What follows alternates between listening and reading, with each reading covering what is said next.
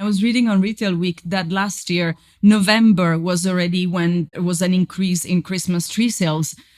To be honest, I would be one of those. Like, you want to feel like you're getting the best value out of something. And we know Christmas trees are costly from a money point of view, from energy and like the work that it takes to set it up and everything point of view. So setting it up early and enjoying it for as long as possible is also a way to make you feel like you're getting more value out of the purchase as well. Welcome to the Create Tomorrow podcast. I'm your host, Joe McDonnell, Director of WGSN Insight. Today, we're talking about holiday gifting.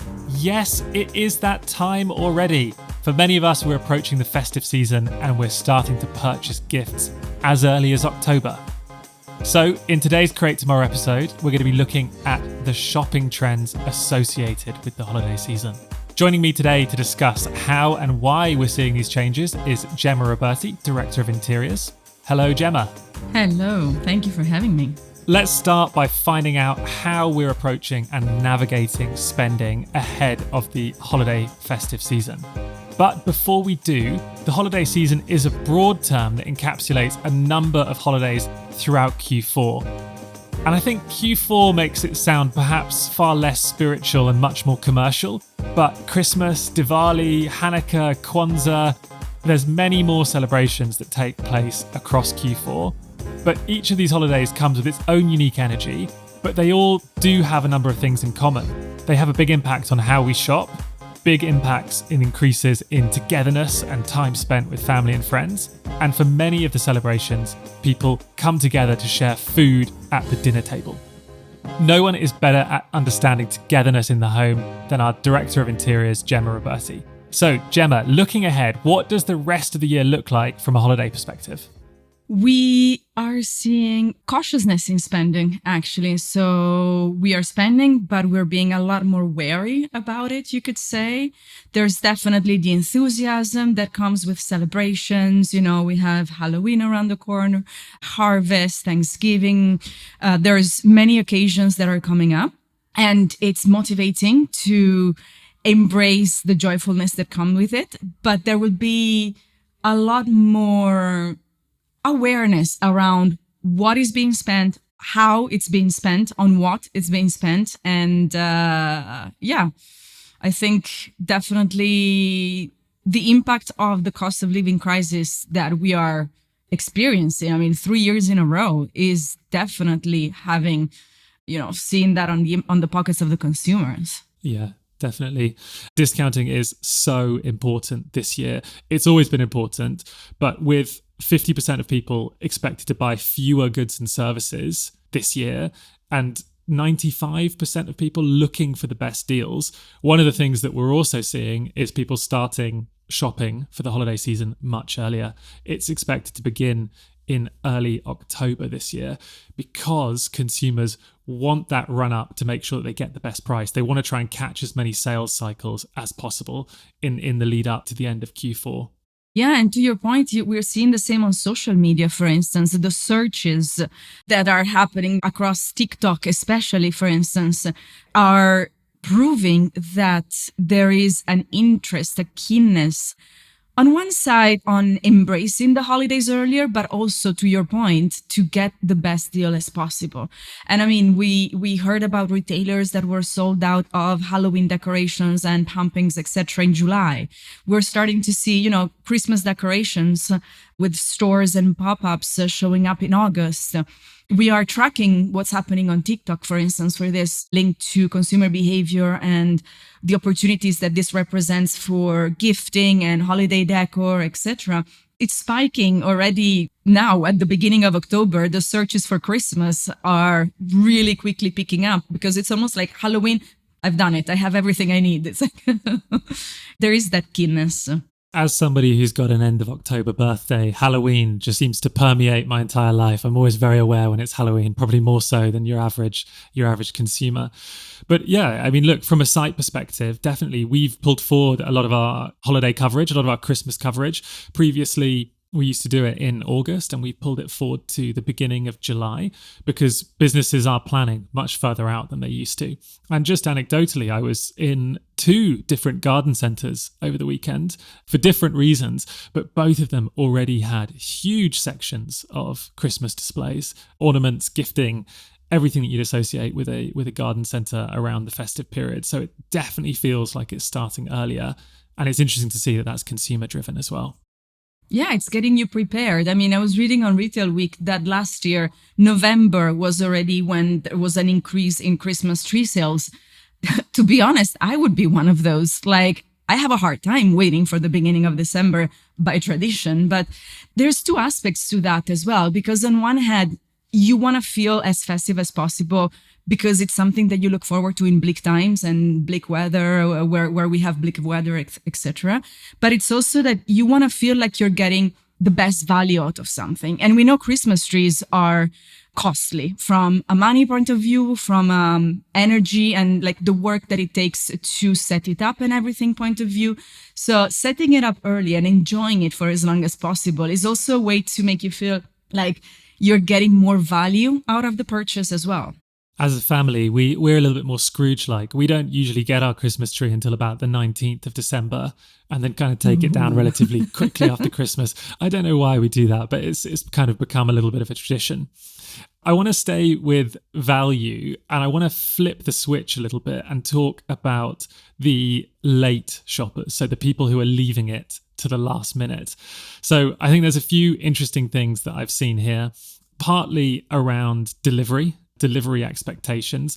We call it the Amazon effect, which is because consumers have become so used to having next day delivery, they expect this across a range of different retailers. And it's actually a key consideration in the shopping journey about when can they get their product.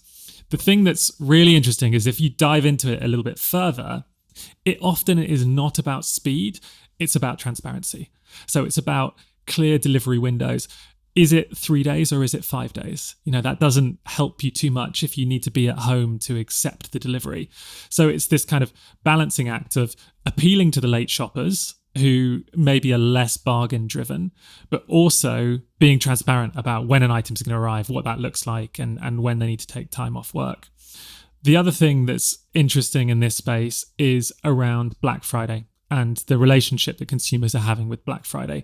It appears to be becoming less important for consumers. Sales are down. And one of the reasons perhaps why is that if you begin to look at the data, a lot of businesses, a lot of brands actually inflate their prices ahead of Black Friday to then reduce them around the Black Friday sale. And again, if you go back to that stat we were just talking about, it's that magic 30% number you need to try and hit to get consumer attention. And people are becoming a little bit more savvy to that. And they're becoming a little bit more price sensitive, especially when it comes to discounting. And that's where you need a lot of consistency as well between what you're seeing online and what you're having in store. And to your point, consumers are getting more savvy. They do the research, and as we said, they do it earlier. So they might go check out the item in store, but then they will surf the internet to try and find it at the best deal possible, 30% and more ideally. So if you want to own that sale as a brand or as a retailer, I think there's a huge opportunity there to either be consistent, to do your research on what's happening online, or maybe to build in more added value into what you're offering, or, make it feel like there is a good deal into buying it directly from you. You may add access to a free service or the repair aspect, or something that is complimentary comes at a discount. But there is too much discrepancy, and and consumers are prepared. They do their research, and so if you want to engage them, especially last minute, be ready to give them something that makes them feel more valued for it. Yeah, absolutely. From my perspective, the big ways to appeal to consumers this holiday season is around early shopping and discounting. So to start your sales period earlier, to kind of encourage people to convert on sales around October, November. We know people are looking for stuff. We know people want bargains. So use that as an early sales cycle. But Gemma, I'm keen to hear, what does the holiday season look like from an interiors perspective? What are the big trends you are seeing emerge inside the home this year? In terms of areas of opportunity, well, definitely we're seeing a lot around budget friendly, as you mentioned. I mean, it is on everyone's front of mind. Everything that can make it feel more, on one hand, more budget friendly value for what you're spending and in all the different aspects that this can mean. But crafts, for instance, here are very important. Crafting kits, crafting opportunities. This also makes a gift or an item or an intervention feel more personal. We know that there's a lot happening on TikTok with even around Christmas DIY, for instance, this idea of looking for ways to maybe finish a piece or self-make a gift, self-make the advent calendars. Advent calendars are skyrocketing. There's so many different ways where this can be put into place, which something else that was actually quite interesting, also looking at connected to hosting, like there's a lot of conversations around hosting, because we know hosting at home is more important. It will be paramount to consumers' behavior as we look at the holiday celebrations, bringing people together, friends, family in different ways, but hosting is definitely front of mind. So what does it mean? The gifts for the host and for the attendees, but also how to set up the home to make it feel ready for hosting is a really interesting opportunity there. And that connects to that idea of the crafting. I was seeing things around personalizing the napkins. Fabric napkins are definitely an item that is being searched for, that makes the attendees feel like time was taken into welcoming them. And it could also be something really nice to take home with them afterwards. So these small interventions are definitely something really nice. And it's, again, a chance to speak to those budget conscious consumers with proposing maybe ranges that can be reused in different celebrations, in different occasions, that can complement existing sets and existing decor as well. You're listening to the WGSN podcast Create Tomorrow. We're talking about holiday gifting, looking into the trends and strategies we're seeing across the holiday 2024 shopping period. I'm your host, Joe McDonnell, Director of WGSN Insight, and I'm joined today by Gemma Riberti, Director of WGSN Interiors. One of my favourite gifts, actually, if thinking about the holiday season, but also thinking about gifting to people who are hosting, is rather than going for wine, buying a really nice olive oil, just because it's something that lives a lot longer than a bottle of wine. A bottle of wine is usually drunk on the evening, or if you don't get around to it, it's kind of drunk after you're left. But a bottle of olive oil can last a couple of different weeks, and some of the design cues, the packaging is really, really fantastic. That or a tin of olives. Tin of Pirello olives. I know they're quite commonly memed online as being a little bit hipster, but they are great and they do go down really, really well. What's your go-to gift, Gemma? If you were coming round for dinner, what would you bring? Is there something standard? No, standard, I wouldn't say that, absolutely. And I mean, it depends also on the conversation you have. I love buying dessert. Sometimes I make it, but I love spending time in researching the dessert, and maybe if it's something that we're making, maybe getting a plate for that as well is something that gives me quite a lot of satisfaction, actually. And you know that a dessert will always be appreciated. It's whether it's finished there or someone will always have dessert. Yeah, absolutely. So there's a few other trends from a consumer perspective that I think people need to keep a bit of an eye on. And these are perhaps further reaching than some of the ones we've been talking about today. The one that I really want to flag is around intergenerational families. So boomers are getting older and in many cases retiring. In lots of other cases, they're staying in work. In fact, they're staying in work longer than initially expected. And some boomers returning to work as well, actually, either changing industry or looking for part-time work, both to supplement income, but also, to give a sense of purpose and all the benefits that work bring. In the middle, we've got millennials who are increasingly having kids, and Gen Z also who are having kids. So within one household or within the holidays period, we've got three different generations interacting. And actually, if you unpick it a little bit further, in the States, nearly 50% of Gen Z live with their parents still. So really, it's outside the home where they can begin to express their individuality, their uniqueness, and a lot of the spending happens. But inside the home, around the holiday period, you've potentially got 3, sometimes even 4 different generations interacting. So both from a product perspective, from a gifting perspective, from a kind of interiors perspective, it's about thinking about how you can entertain those groups, thinking about how you can bring those groups together. And if you expand beyond the holiday period, something we're seeing increase massively, both in terms of search interest, but also questions from clients, coverage on the site, are things like intergenerational holidays. So how can you craft a hotel experience or a luxury experience or a kind of holiday experience that can keep 3 different generations happy? What does that look like? How does the use of space work? How do the activities work? Things like that. What's your perspective on the intergenerational opportunity? It's a challenge, but also it's a beautiful opportunity because there aren't many chances to make that happen. And I think multi-generational, it doesn't necessarily mean family by blood, but more and more can be, having friends of the parents or friends of the kids or the neighbor that may not have family around for the holidays that joins us. So it can be also a nice way to expand the people, the demographics that are sitting around, that are sharing the moment. But it's, I think, more and more less linked to the immediate blood element. So Gemma, final question for any brands listening who are thinking about their holiday strategy for this year, what would you say to them? What are the kind of final takeaway points?